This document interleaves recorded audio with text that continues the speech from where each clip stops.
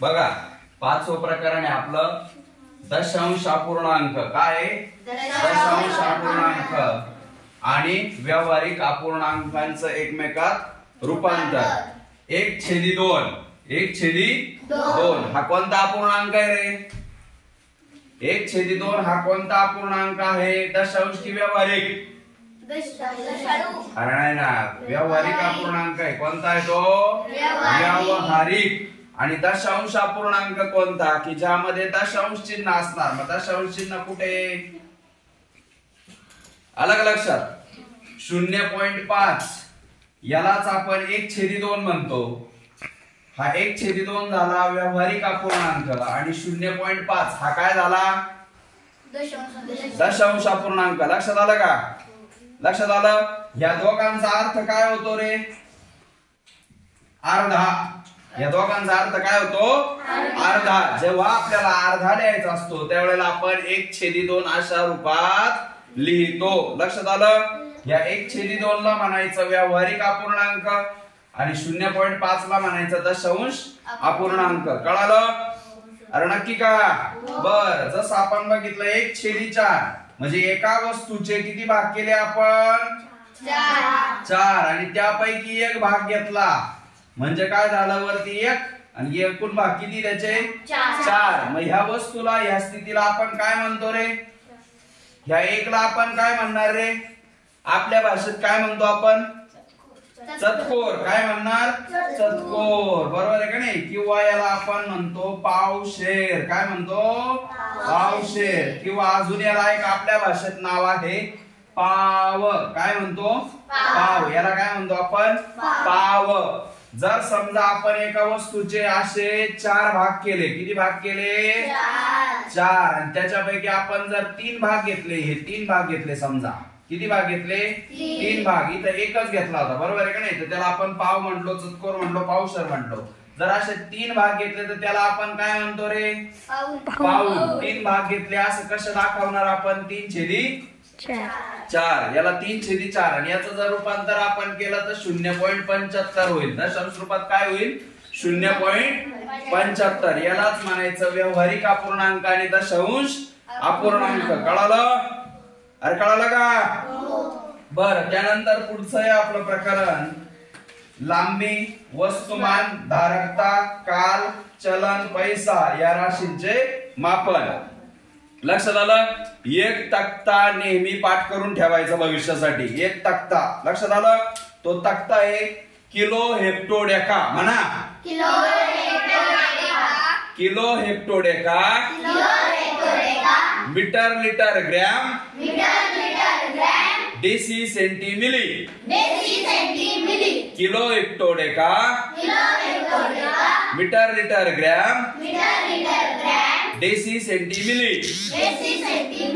बघा, लांबी मोजायची आहे 1 किलोमीटर. ज्या वेळेला आपण म्हणतो तर 1 किलोमीटर म्हणजे किती मीटर असतात? मग 1000 मीटर असतात. आणि 1000 मीटर बरोबर आपला 1 मीटर बरोबर किती सेंटीमीटर असतात? मग 100 सेंटीमीटर. लक्षात आलं? मग 100 सेंटीमीटर बरोबर 1 मीटर. 1 मीटर बरोबर जर आपण 1 किलोमीटर मध्ये घेतलं तर काय होणार तुमचं? 1 किलोमीटर 1000 मीटर आणि त्याच्यामधला 1 मीटर भाग. बरोबर आहे का नाही? तो किती असतो तुमचा? 1 मीटर म्हणजे तुमचा 100 सेंटीमीटर असतो. लक्षात आलं? बर, याने आपण किलोमीटर मध्ये काय मोजत असतो? आपण लांबी मोजत असतो. बरोबर आहे का नाही? मीटर मध्ये, किलोमीटर मध्ये आपण लांबी मोजत असतो. वस्तुमान, वस्तूचं वजन ज्या वेळेला आपण मोजत असतो ते ग्रॅम मध्ये मोजतो. बरोबर आहे का नाही? मग 1 किलोग्रॅम जर आपण वस्तू घ्यायला गेली तर दुकानदार तुम्हाला किती ग्रॅम वस्तू देईल? 1000 ग्रॅम वस्तू देईल. मग 1000 ग्रॅम मोठं की 1 किलोग्रॅम मोठं? अरे सारखेच झाले ना रे. 1000 ग्रॅम आणि 1 किलोग्रॅम काय झाले? सारखेच झाले. बरोबर आहे की नाही? सारखेच झाले. त्याच्यानंतर पुढचा आहे धारकता. ज्या वेळेला आपण एखादी आता दूध घ्यायला गेलो, बरोबर आहे का नाही, ते एखाद्या मापानेच मोजलं जाणार ना. बरोबर आहे का नाही? मग आता त्यावेळेला आपण पाहतो की धारकता. आता समजा 1 लिटर दूध घ्यायचंय मला आणि ते भांड मला न्यायचंय. मी पावशेरचं भांड दिलं चालेल का? चालेल का? नाही चालणार. मग त्या भांड्यात किती मावेल याला आपण काय म्हणत असतो? धारकता. मग 1 लिटर बरोबर 1000 मिलीलिटर. 1 लिटर बरोबर किती? 1000 मिलीलिटर. त्याच्यानंतर आपण येऊया काल म्हणजे वेळ मोजणे. बरोबर आहे की नाही? काय मोजणे? वेळ मोजणे. मग वेळ कशी मोजतो आपण? 1 तास बरोबर किती मिनिटे असतात? 60 मिनिटे असतात. एका तासात किती मिनिटे असतात? 60 मिनिटे असतात. आणि त्यानंतर आपण पाहतो 1 मिनिटात किती सेकंद असतात? 60 सेकंद असतात. 1 तास बरोबर 60 मिनिटे. 60 मिनिटं बरोबर आहे का नाही? मग एका मिनिटात किती सेकंद असतात? 60 सेकंद असतात. बरोबर आहे का नाही? आणि एका दिवसाला किती तास असतात? 24 तास असतात. किती तास असतात? 24 तास असतात. जर आपण एका तासाचा विचार केला, एका दिवसाचा विचार केला, एका दिवसाचा जर विचार केला तर 1440 मिनिटं असतात एका दिवसात. किती मिनिटे असतात?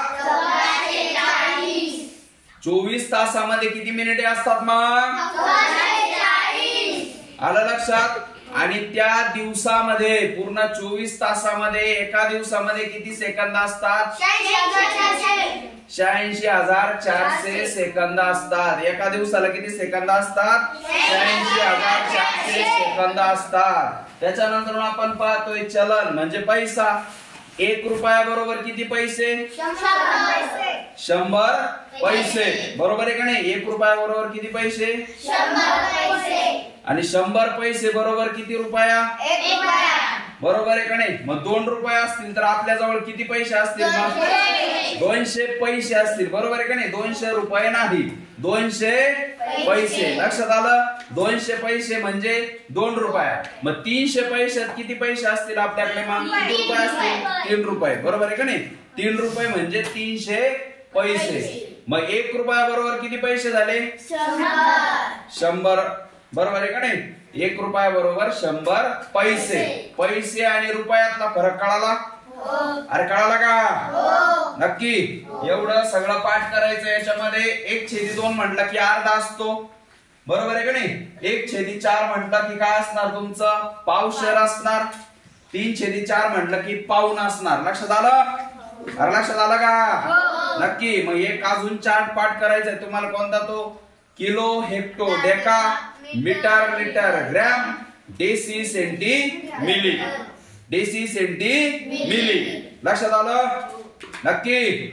बर, हे सर्वांनी पाठ करून टाकायचं. ओके.